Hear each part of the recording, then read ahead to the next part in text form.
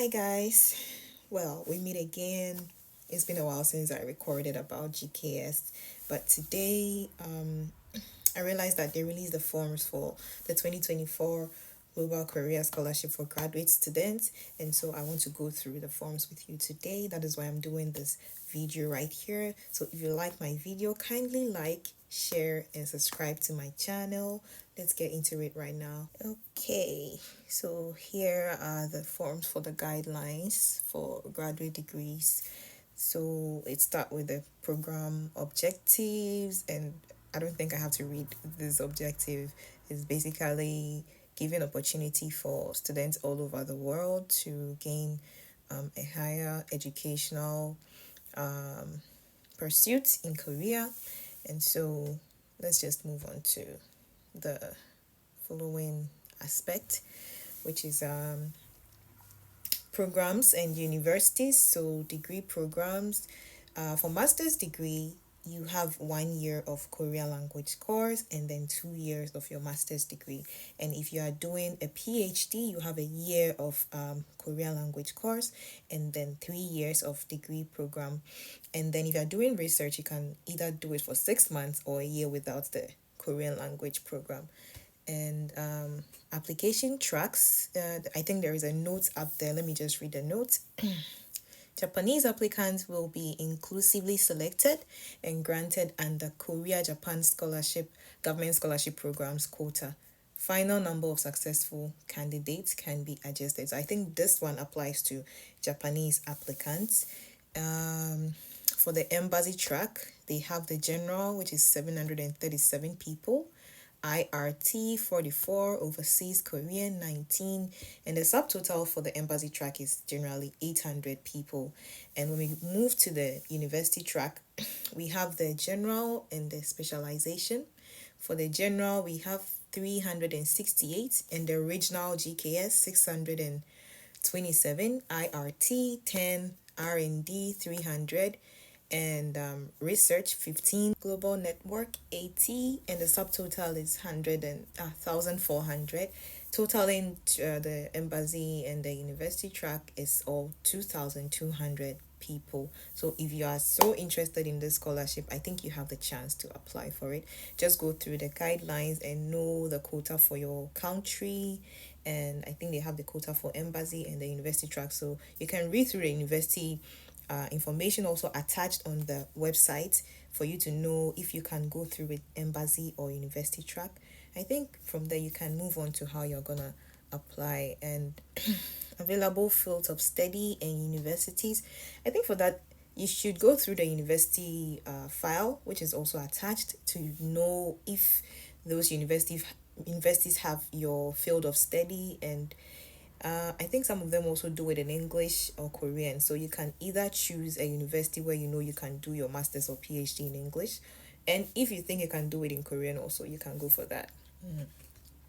So at this point, we have the available universities by type, except for Japanese applicants. So it is so many universities over here. We have type A and type B. I think the type A are the high schools, but type B also have like very good schools. But I think you can just go through all these universities and then choose which one is like suits your taste and your field of study. Yeah, so you can just go to their website right now. All these files are attached. You can just download and go through it all and know exactly what you want. Yeah. And then I think they separated the part for the Japanese applicants. So if you are a Japanese applying for this scholarship, you can go through this section and then know which university you would like to apply to, or you can do it in your embassy in Japan or in other countries, Moving on to embassy track, I think we have general, overseas, Korean, international reconstruction, talent. You can apply either in type A or type B universities. Embassy track applicants may choose up to 3 different universities from type A and B and must apply to at least one of the universities from type B. So you can't choose all your universities from type A if you're applying through the embassy track. You have to at least choose one from type B in addition to the other two universities that you are applying for. And for university track, uh, for general, you can choose from either type A or type B, and then regional GKS, you can only choose from type B universities. And specialization, which is the R&D students, there are some universities there that you must like. It's compulsory to choose. So you can go through the websites to check those kinds of examples are Aju University, Chonnam National University, Gyeongsang National University, Inje University, KAIST, etc. So I think you should just visit their website and then know which one you would go for. And if you are a research student, you can either choose from type A or type B. And then global network, available university information will be updated in late February. So if you are going through the global network aspect, probably you have to wait for a while before you can know the information about that. They said they will update that in late February, so I think you have to be patient for that one. I think there are some notes here. Oh, it's a lot. Okay, let me just read the notes. For R&D program in university track provides R&D focused curriculum and field experience in research institutes and industries. In addition, the program is designed to attract and nurture talented scholarships in the strategic high-tech industry and to be beneficial to the scholar's future career. Applicants for type B universities can apply to their desired program. For example, master's degree applicants for type B university can either apply through general program or through a regional university program. And international reconstruction talent program for Ukraine applicants can choose general or RGKS program under the university track. And updated university information for R&D program and global network program will further be announced in early March on the GKS website. So moving on to the program quota. So for embassy track general, 737 scholars from 147 countries or regions. For the detailed number from each country, I think I cannot mention, it's so many, so please just visit the website and then know the exact number that is coming from your country, and then you can apply from there. I am from Ghana, so let me just say this for for the Ghanaians. If you're applying through the embassy, the quota there is 7. So just know the quota before you apply. For overseas Korean, 20 scholars from 12 countries or regions. And then International Reconstruction Talent Program IRT, 44 scholars from Ukraine, including quota of overseas Koreans. Okay, moving on to the university track, we have 375 scholars from 57 countries or region for general. And then the regional GKS, we have 630 scholars from 59 countries or regions. As I said earlier, I think you should just visit the website and then know the detailed number of students. Okay, RGKS preference, recommendation from local government and universities participating in RISE project, education specialization zone project. I think every year they just change so many things in the scholarship. So I think you should just read through this guidelines properly and know if you are eligible to apply for this scholarship, because you can really get heartbreaks if you don't know and then you go and apply and you don't get it. You might really feel down, and I tell you, that feeling is not good at all. I have gone through it twice. I got the scholarship on my third try. So it is for the strong, not for the weak. So I hope you are strong when you're applying for the scholarship. Yeah. R&D, 300 scholars from all countries around the world. Okay. All right. Global network, 80 scholars from all countries around the world. Research, 15 scholars from 156 countries. Or how is this possible? 15 scholars from 156 countries. Okay, fine. Right. Let's move to the eligibility aspect of the scholarship. Eligibility beneath its nationality. Okay, all applicants must hold citizenship of NIIED designated countries that are invited to take part in the GKS program. Okay, applicants' parents or legal guardians must hold citizenship from another country other than Korea. If applicants or their parents hold dual citizenship, uh, which is one who has both Korean citizenship and citizenship of another country, such applicants are not eligible to apply. Applicants and their parents who had previously held Korean citizenship must submit documentation issued by the Korean government that proves their renunciation of the Korean citizenship. And if an applicant's citizenship is changed during the selection process, he or she will be excluded from the evaluation. So I think you should get all these things right before you apply for the scholarship. And for overseas Korean applicants in an embassy track holding Japanese citizenship, if their parents hold permanent residency permits within Japan while holding Korean citizenship, they are exceptionally eligible to apply. And applicants from all countries around the world can apply to R&D and Global Network Program. Okay. So for the level of education, if you are applying for a master's degree, you must at least have a bachelor's degree in hand before you can apply. For doctorates, you must have a master's degree. Postdoctorate, you must have a doctoral degree. Exchange professor, you must have a master's degree and must currently be teaching at a university as a professor. And program for education, science, culture, or international cooperation professional, which is in the research aspect, you must have a master's degree and must be a professional in the field of education, science, culture, or international cooperation. Okay, there's a note beneath it.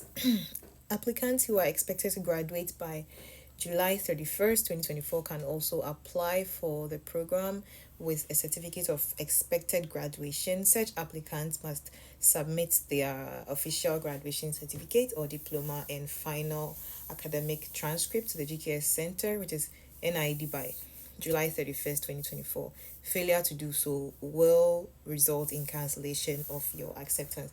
So if you're gonna graduate this year in 2024 by July, you are eligible to apply for the scholarship. Okay, for the grades aspect, cumulative grade points average CGPA of the entire curriculum from the previous university must meet one of the conditions below.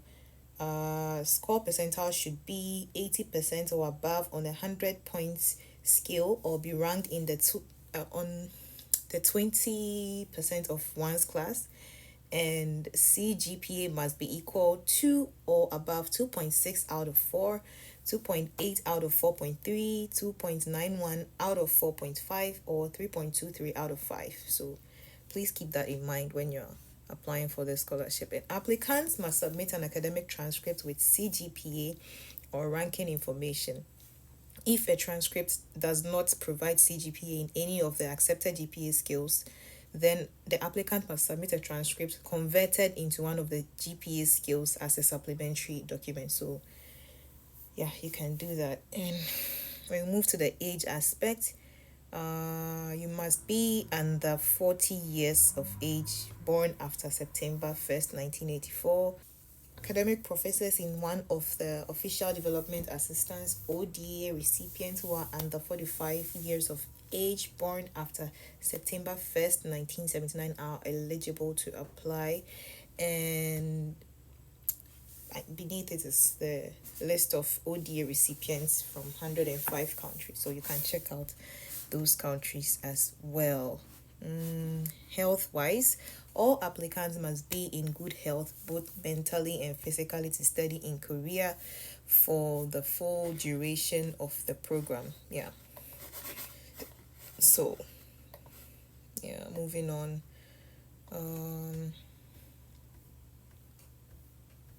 Okay, additional requirements for the Global Network Program. University track applicants of the Global Network Program must meet the following additional requirements. Applicants from all countries around the world, current prospective officials, professionals, or students in the field of global affairs, no age limitations with Global Network Program practice concentration. Yeah, so you can check that out as well.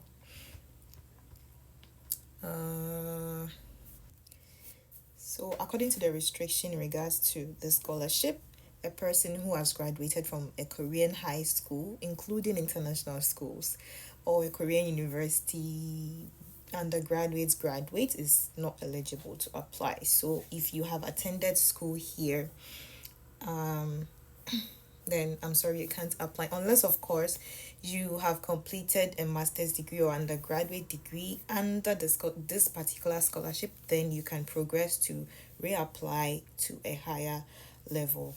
Yeah, so it says a person who has previously received scholarship for a degree program from the Korean government is not eligible to apply.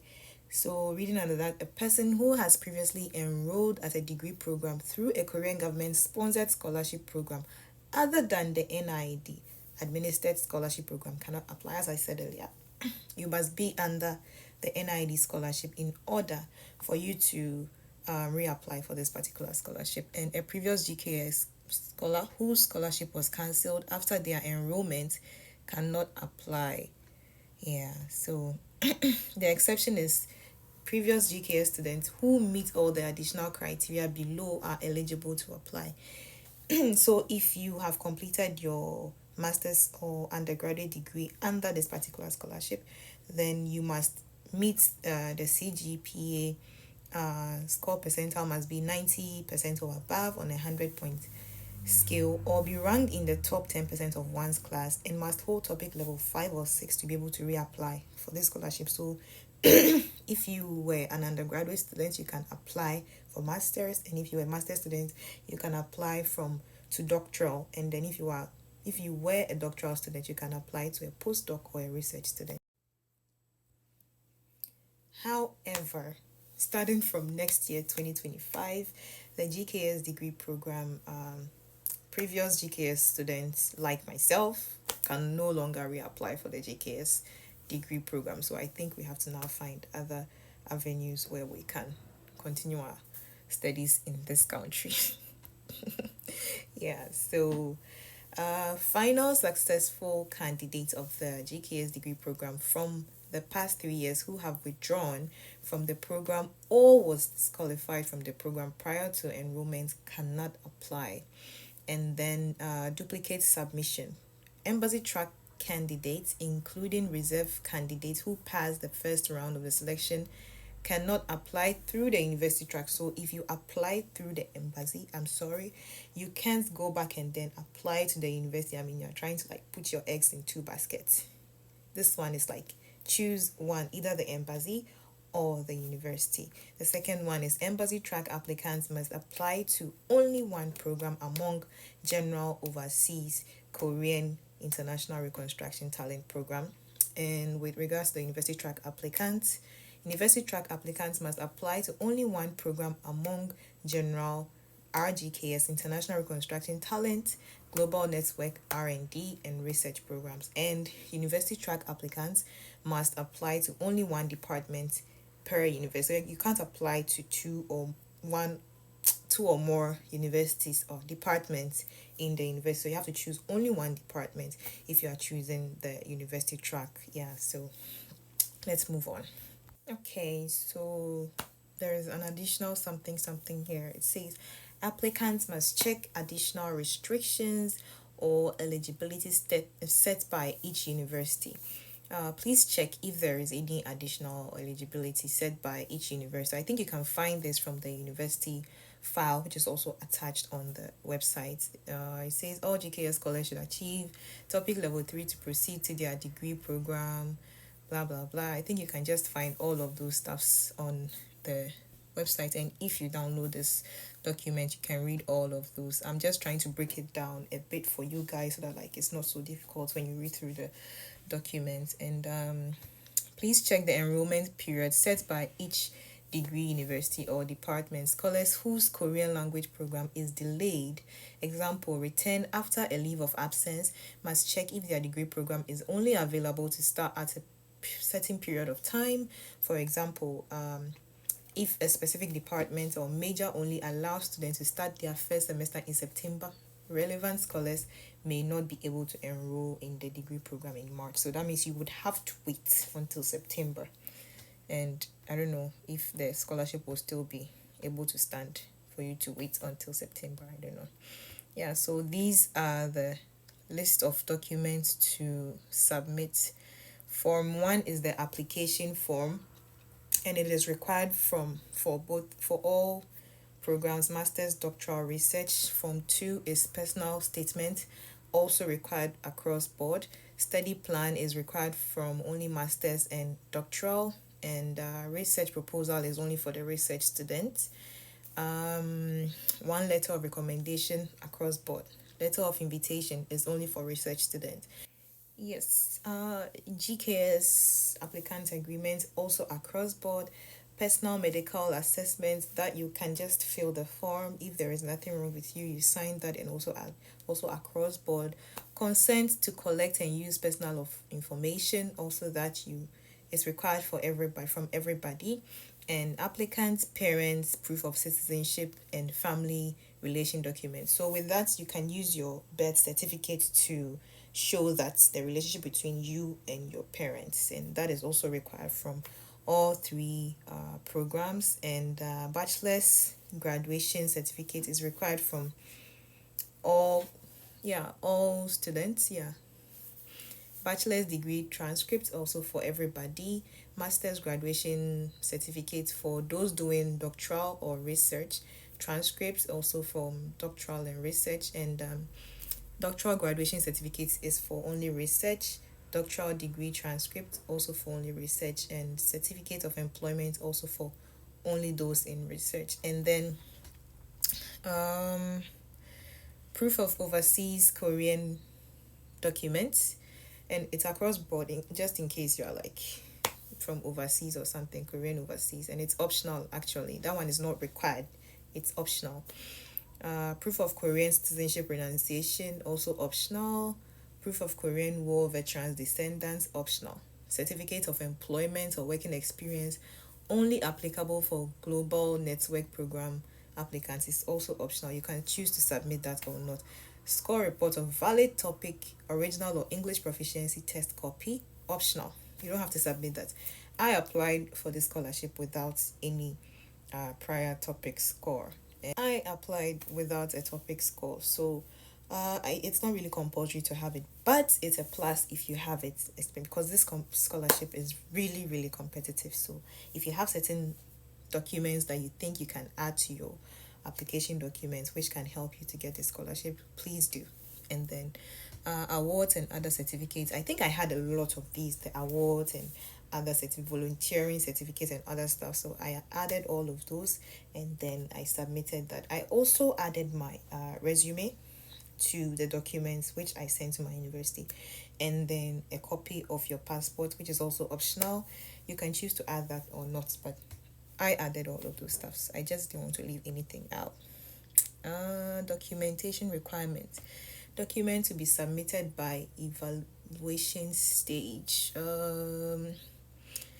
I think these are like for the first round, and those are the documents that I just stated up there. And for the second round, which is by NIIED, for that one, it's either the embassy who will send your documents to NIIED, or the university that you apply to, they will send your documents to NIIED. That is if you pass the first round from either the embassy or the university track. And moving on, it says what things to note when submitting application documents. That is for the first round, either the embassy or the university. All documents must be submitted in English or Korean. Each embassy university may modify documentation requirements at their own discretion. One letter of recommendation must be prepared and submitted by applicants, signed and sealed by your supervisor, dean, or professional in the field of your desired study. It says applicants should check with the university or embassy for detailed information on application submission. And for this application documents for second round selection, I don't think you should worry about that, because that is going to be done by the embassy or the university. So okay, requirements for each submitted document. Proof of citizenship and family relation. Okay, Official certificates such as birth certificate of family register issued by a government that proves one, family relation between an applicant and his or her parents, two, their citizenship status. If one cannot submit necessary documents due to an absence of their parents, divorced or deceased, please provide additional documents such as divorce certificate or death certificate. That explains the reason for not submitting their proof of citizenship. Chinese applicants can submit a household register or a certificate of kinship if the document is written in Chinese. It must be authorized in a certified translation into Korean or English and must be apostilled. Yes, one issue is documents such as your birth certificate, family register, death certificate, or your university graduation certificate and your transcript should be apostilled or consular confirmed by the Korean embassy, because I think they just want it to look more legal. They don't want any fake documents, so it would be best if you apostille or you do consular confirmation on your documents before you apply for the scholarship. Yes, okay. Let's move on to certificate of graduation. Submit a graduation certificate, degree certificate, or diploma that indicates the date of graduation or degree acquisition date. Applicants who are expected to graduate by July 31st, 2024 can also apply for the program with a certificate of expected graduation, including a date of graduation, such as applicants must submit their official graduation certificate or diploma and final academic transcript to GKS Center, NIIED, by July 31st, 2024. Failure to do so will result in the cancellation of your acceptance. Must submit a certificate officially issued by the university or previous degree program. Latest certificate is mandatory and others are optional. I don't know, every year they change so many things. So, but my advice would be to get your documents apostilled or consular confirmed before you apply for the scholarship. Yeah. Other things such as proof of overseas, Korean adoptee, blah blah blah, they are all there in the form. So I think you should just go through all the forms to know exactly what to do. Items to note on apostille or consular confirmation. Required certificates, refer to list of documents to submit section, and then check for documents which must be apostilled or consular confirmed. As I mentioned, your birth certificate, your graduation certificate, and your transcripts must be apostilled or consular confirmed. And then simple photocopies of notarized copies of apostilled or consular confirmed documents are not accepted. However, a certified true copy issued by a Korean embassy or a certified true copy issued by a government agency that initially issued the original apostilled documents are accepted. So if you're applying, you can either apply with the original apostilled documents or consular confirmed documents, or you can make copies of the apostilled or consular confirmed documents and then get them certified by the Korean embassy or by the agency that did the apostilling for you. Or you can just make copies of the document that you apostilled or consular confirmed and then just submit the originally apostilled documents. Yeah. If the document cannot be apostilled or consular confirmed because the type of document is not subject to apostille, applicants may obtain a certified true copy from the apostille issuing government authority or from the Korean embassy or a notarized copy. If the authenticity of the submitted document is unclear, such application may be put at a disadvantage during evaluation. So, yeah, there is that. This side talks about the selection procedure. It's about how each part, either the embassy track or the university track, go with their stages of selection for the students. Yeah, so selection timeline. The embassy track, first round selection is from February to March. Recommendation to NIIED is early April. Second round selection by NIIED is late April. Third round of selection is late May. And then the announcement of final successful students is in late June. And then for university track, first round selection is from February to April. And I think that depends on the university that you're applying to. So if you check the university file, you will know the deadline for each and every university, and then you can apply to each of them. Recommendation to NIED is late April. Second round of selection from NIED is late May.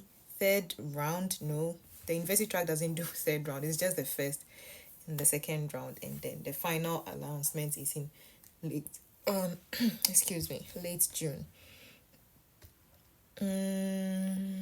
Okay, I think you can just find more information on the Korean embassy website, or the Korean scholarship website. Sorry. Yes, application and evaluation.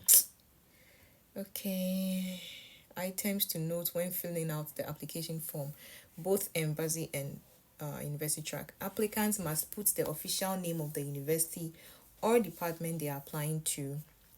Applicants can only apply among the universities and departments listed in the university information file. If an incorrect department is written on an application, such application may be disqualified during evaluation. So please check out the university information file. Make sure everything you are filling in the form is right. Don't make any mistakes, because those mistakes can go against you later during the evaluation. So please go through the forms very well and know exactly what you're writing in your form. Don't make any mistakes. This is like a one-time offer. So please take your time. There is a lot of time to go through this. Take your time when you are filling the forms and everything. Yeah. Moving on. Applicant's English name must match the name on their passport.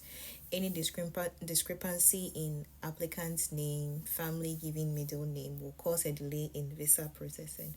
Applicants must check the completeness and authenticity of all application documents, and application documents must be submitted in the order of the application checklist, which itself should be the front cover of each set of the application documents. Please number and label each document on the top right corner of the paper. So please go through the application checklist, and then you have to arrange the document in that order.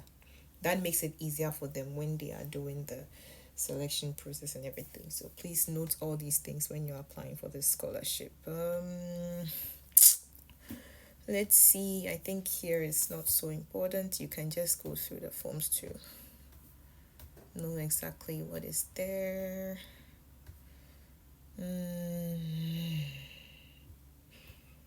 Okay.